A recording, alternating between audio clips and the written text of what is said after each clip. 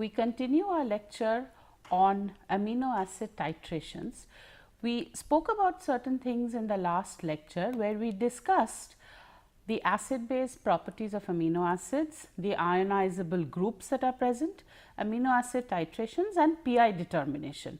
But we considered only the basic characteristics. So, if we look at amino acid characteristics, we see that we have this specific structure for the amino acid, where we have what is called the alpha carbon, a hydrogen, an amino group and a carboxyl group attached, which is common to all amino acids. The difference we find is in the R group that actually determines the hydrophobicity, the size, the charge, the secondary structure, preference, the aromaticity and other special characteristics which we will come to as we study more about proteins. The amino acids we know are amphoteric in nature. What does this mean? It has an acidic and basic property to it. It has specific pKa values and these features influence the acidity and the basicity of the specific amino acids that we talk about. Now, if we go and try and understand what the isoelectric point of an amino acid is, we learned in the last class that we have something called the Henderson-Hasselbalch equation, and we learned how to derive it based on the dissociation of acids, and we can find what is called the isoelectric point, which is the pH at which the molecule does not carry any net electric charge. And using the Henderson-Hasselbalch equation, in the last lecture we learned how to derive a quantity called the pI, the isoelectric point, from a knowledge of the pK1 and the pK2, which for amino acids we would consider the pK1 to be the pK of the alpha carboxylic group, that is this group where all of it is protonated, but this is also an H, where we have pK2, that is the pK of the alpha amino group, positive charge here, where we consider this group. This is what is called the zwitterionic form of the amino acid. Now, if we look at the acid base properties of the amino acid, we have a series of amino acids listed here. We have the alpha COH values. You can see the pK1s are very low because this is a carboxylic acid. On the other hand, the amino group has relatively high pKa values, all the pK2 values. Interestingly, we do not have any pKr value here. As soon as we come to amino acids with pKr values, we will see how our titration curves will change.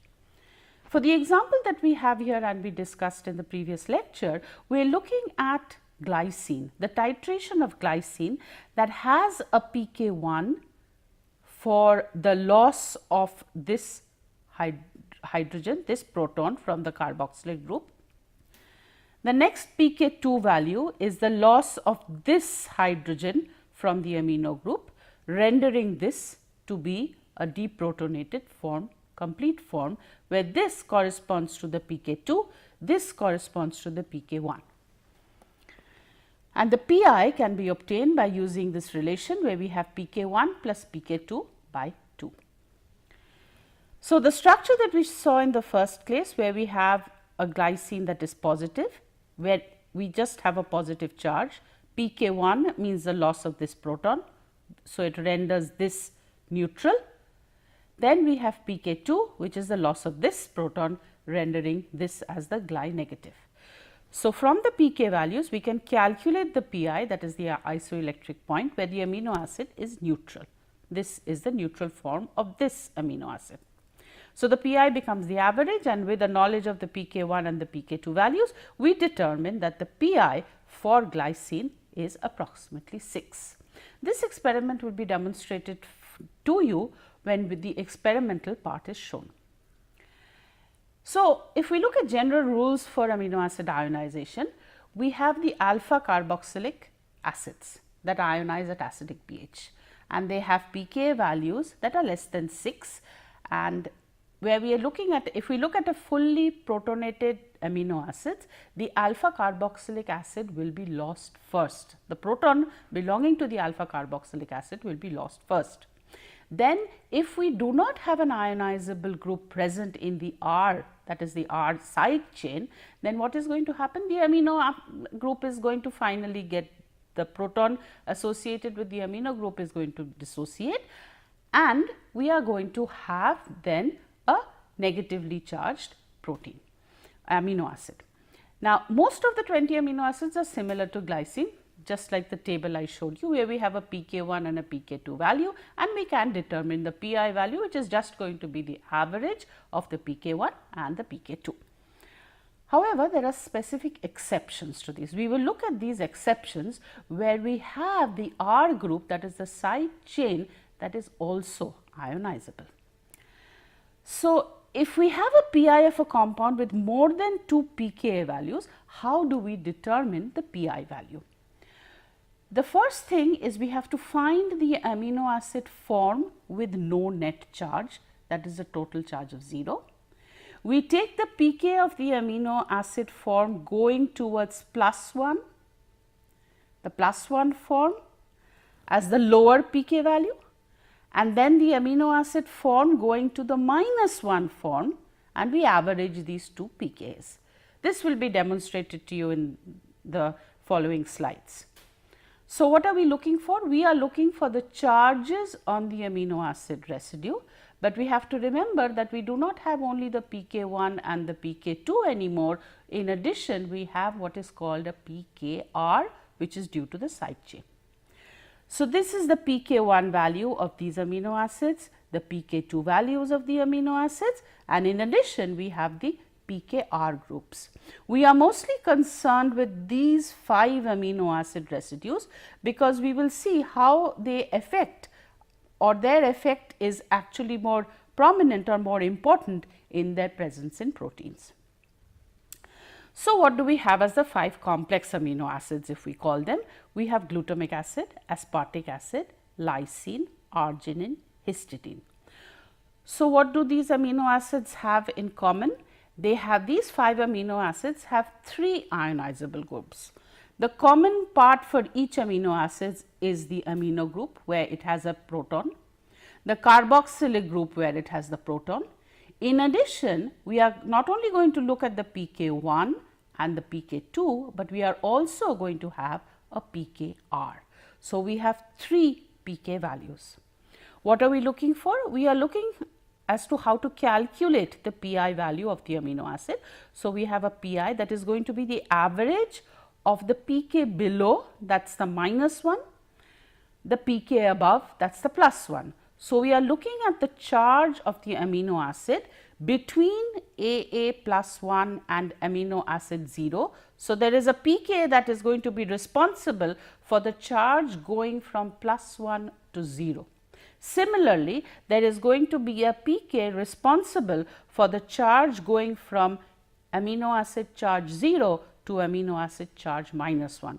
It is these 2 pKa values that we have to find out, and the average of that is going to be the pi of the particular amino acid. For example, let us look at the charged amino acids that we have here. These are the acidic amino acids. We have aspartic acid, we have glutamic acid. Now, if this is the completely protonated form, what do we mean by that? We mean by, when we are looking at the amino acid, what do we have to observe? The alpha carbon, the amino part, the carboxylic acid part, and in this case what is blocked in yellow here is the R group. This R group belongs to aspartic acid. The 3-letter code is ASP and the 1-letter code is D. When we look at glutamic acid, we see that if we look at the top portion here, it is identical, because these are all amino acids. But what do they differ in? They differ in their R group. This R group has an additional CH2 associated, which is glutamic acid, 3-letter code GLU and 1-letter code E. So, when we look at these 2 amino acids, we see that there are specific pKa values associated with the protons. So, what is going to happen when we do a titration? For example, if we look at aspartic acid, as we do a titration, the first proton that is going to be lost is the one with the lowest pKa value. This corresponds to the carboxylic acid group of the amino acid, not of the side chain.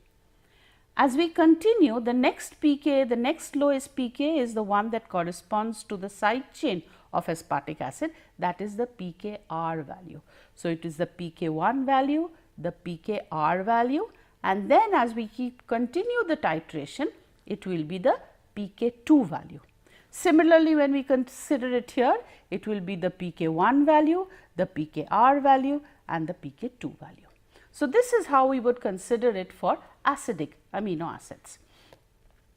For basic amino acids, we would look at the, so we have again the same amino acid characteristic, the amino part, the carboxylic part, the amino part, carboxylate part for lysine, for arginine, for histidine.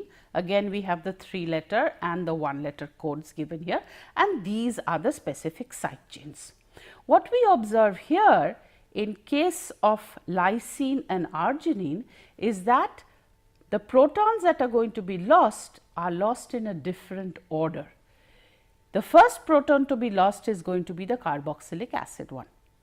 The next proton, if we look at the pK values now of the side chain and the amino group of the amino acid connected to the alpha carbon, then we see that this value is lower, which means that this proton is going to be lost before this proton. The same with arginine. It is this proton that is going to be lost before this proton is lost. If we come to histidine, we see that the first proton to be lost is COH, that the carboxylic acid, then is the side chain proton, then is the pK2. So, we have a pK1, pK2, pKr, pK1, pK2, pKr, pK1, pK2, pKr, and depending upon their values, you will have the loss of the protons. Let us look at aspartic acid. When we look at the first completely protonated form, what we observe is that there is a side chain. So, this is the alpha carbon where we have associated the amino group, the carboxylic group, and this is the CH2 COOH. So, what is this? This is the completely protonated form.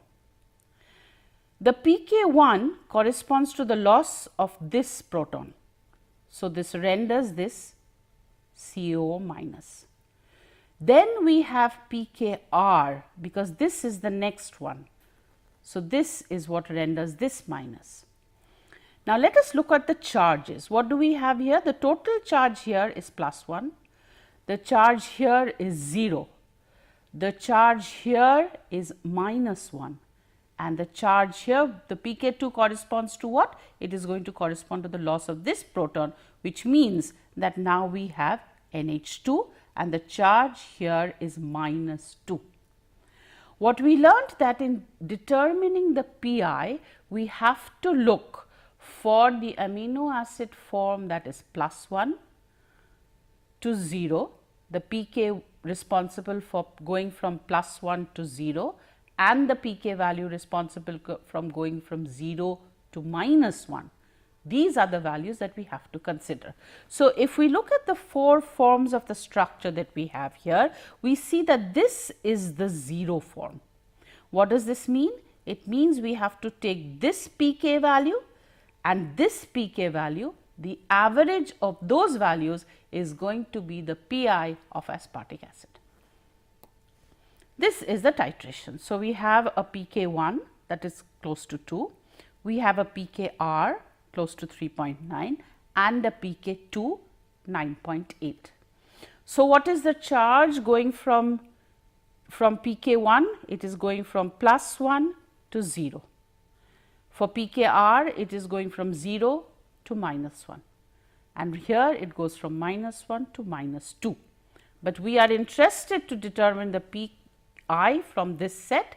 So, it is pK1 plus pKr divided by 2. In case of lysine, what are we going to see? We are going to look at the charges again.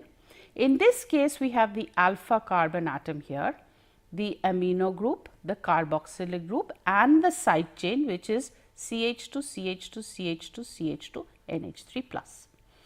Now, when we look at this, we see that this charge now at the present stage is +2. The pK1 we know corresponds to the loss of the proton of the carboxylic acid group. So, we have a CO minus. The charge here now is +1. The loss of pK2 now we remember that it is going to be the amino group of attached to the alpha carbon. So, this renders this NH3 plus to NH2. The charge now is 0. When we go to pKr now, the loss of this proton, the side chain proton, is going to make this -1. What are we interested in? We are interested in charge changes from +1 to 0 to -1. So, what is the charge here? +1. What is the charge here? 0. What is the charge here? -1. What are the two pK values responsible for this? pK2, pKr. So, what will be the pi of lysine? It will be pK2 plus pKr divided by 2. So, that is how we will be able to determine the pi values of these specific amino acids. We look at the titration of histidine now. In case of histidine, again we have 3 ionizing groups. It is an ionizable amino acid. And the most interesting point about histidine is that the pKr value is close to 6. And this can vary depending upon where histidine is positioned in the protein. And because it can vary from around 5.8 to more than 7.5, it is extremely important in physiological processes and as enzymes in proteins, where we see a lot of histidine residues present at the catalytic site of proteins. We have the 3 ionizing groups. What are these? The alpha carboxylic acid, the side chain amino acid and the alpha carbon. Now, if we look at the charges again, these are the structures of the histidine molecules. When we have the pK1 value, we know that we have 2 positive charges being a basic amino acid. So, the total charge here is +2. The pK1 again renders the loss of the carboxylic acid proton, making this a charge of +1. We come to a pKr value here, where we are now rendering this as a 0 charge, because we are now losing the proton on the side chain. Then we go to the pK2 value and we look and see that the loss is going to now be the amino group attached to the alpha carbon. So, we have now NH3 plus going to NH2. So, what are the charges? The charges are +2, +1, 0, -1. What are we interested in? We are interested at the specific point where the charge is going from +1 through 0 to -1 and the pK values responsible for that. So, what are the pK values responsible for it? It is the pKr, which is 6, the pK2, which is 9.2. The average of that gives us the pi of histidine. We have here the histidine titration curve. So, based on these types of titration curves, based on an understanding of the titration curves and what forms of the molecule are present, we can actually determine the pi values of the amino acid residues. So, we can consider the pi of a normal, what do we mean by a normal amino acid? One that does not have any ionizable group. In this case, we would call it normal because it would have a pK1 and a pK2 without a pKr associated with it. However, when we consider the ionizable ones, the specific ones, the acidic ones and the basic ones, it is important to remember that the pKr values also are extremely important, and there is a way in which we can determine the pi value of an amino acid that has an ionizable side chain. This will also be demonstrated to you in the laboratory. The next thing that we are going to consider now, what happens if we have two amino acids linked to one another? If I have a dipeptide, is it possible to determine the pi value the way we consider it for a single amino acid? And the answer is yes. Now, how do we? First of all, we will be understanding more about peptide bonds when we consider a little bit about protein structure to understand what we mean by protein denaturation in subsequent lectures. When we are talking about a peptide bond, we have one amino acid that has the R1 side chain, another amino acid that is the R2 side chain. This is written or demonstrated or displayed in a very simplistic manner, and what we say is, in a condensation reaction, what happens is these two connect to form what is a peptide bond. And now we have a dipeptide. So, we have an NH3 plus, a COO minus, and this CONH does not have any charge associated with it. This is the peptide bond. So, if we were to determine the pi of this particular dipeptide, what is the information that I need? The information that I first need is the pK2 value of the first amino acid, because we are looking at the NH3 plus, the pK1 value of the second amino acid, because we are looking at the COH, because if we consider a complete protonated form, this is COOH. So, we are looking at the pK1 value of R2, the pK2 value of R1 amino acid. And what other information do we need? We have to see whether R1 and R2 themselves have any ionizable groups or not. If not, then we know that it is going to be a pK1 plus pK2 divided by 2. So, for example, if we look at allylase, this is the amino acid alanine, this is the amino acid lysine, and it has been drawn at low pH. What does it mean? It means that everything is protonated. What do we have here? This is the R1, this is the R2, and we have the amino group, that is the pK2 value is associated with this alanine, the pK1 value is associated with the lysine, and we see that one of the groups does have an ionizable side chain.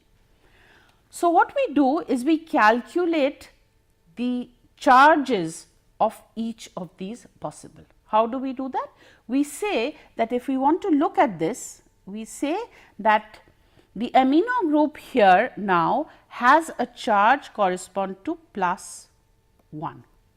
The alpha carboxylate is 0 because it still has not lost it, and the side chain is +1 from the lysine, because the alanine does not have any charge. So, what is the net charge? The net charge here is +2.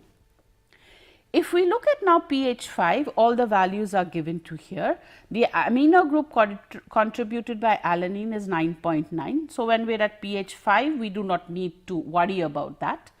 The alpha carboxylate group from lysine is assigned at pK 2.2. What does it mean? It means that when I have reached pH 5, this proton is lost. So, this proton is now lost. So, the amino group will remain at +1.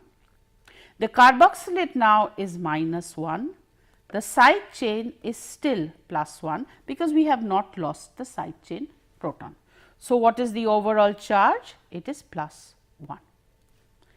We go to pH 7, but do we have any changes at pH 7? No. So, it remains in the same condition where we have the same charges. We can write the same charges out and it is still +1. So, there is no change here. As soon as we come to pH 10, what happens is we lose this. So, what is this? This is the alpha amino group. So, this becomes now 0 because it has lost the proton. This remains at -1, this is +1, it is now 0. When we reach 12, we lose this. So, this becomes 0, this remains at -1, this is at 0 and this becomes -1. So, what are we interested in? We are interested in the pKa value that goes from +1 to 0. We are interested in the pKa value that takes from 0 to -1, and the average of those two is going to give us the pi of the peptide ala lyse. We want to go now to the next idea, and we want to consider that if we have now a greater longer rather peptide, then what do we see?